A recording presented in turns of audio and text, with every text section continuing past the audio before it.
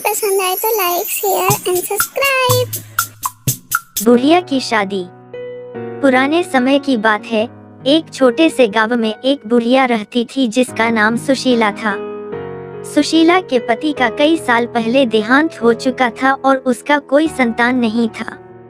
वह अपने छोटे से घर में अकेली रहती थी और गांव के लोगों की सहायता से अपनी जिंदगी गुजारती थी।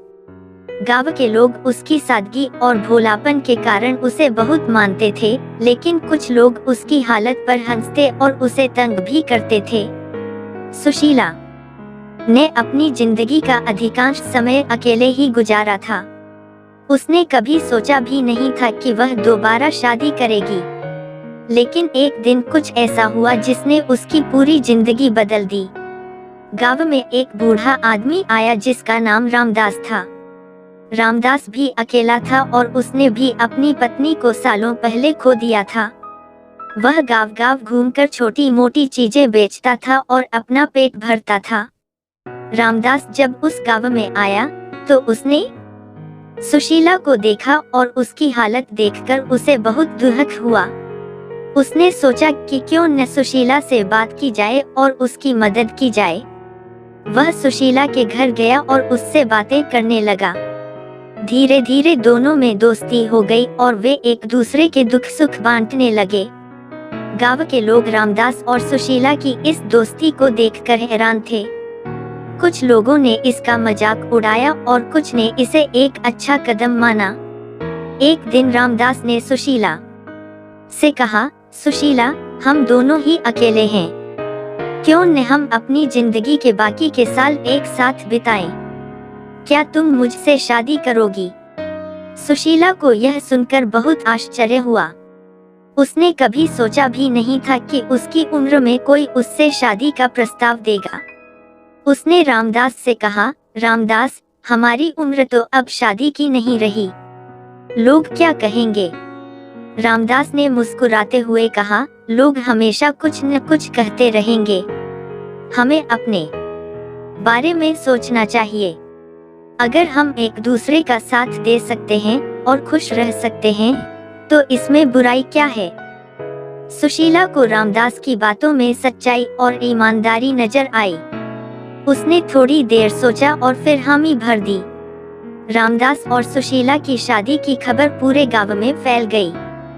कुछ लोगों ने इसका स्वागत किया जबकि कुछ ने इसका मजाक उड़ाया, लेकिन दोनों ने इन बातों की परवाह नहीं की और अपने निर्णय पर अड़िग रहे।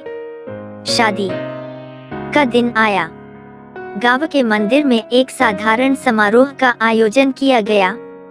गांव के बुजुर्ग और कुछ अच्छे लोग इस शादी में शामिल हुए और दोनों को आशीर्वाद दिया।